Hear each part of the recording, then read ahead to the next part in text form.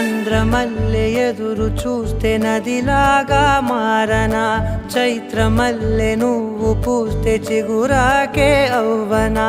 నన్నే వరించే యువరాజును అంట నీ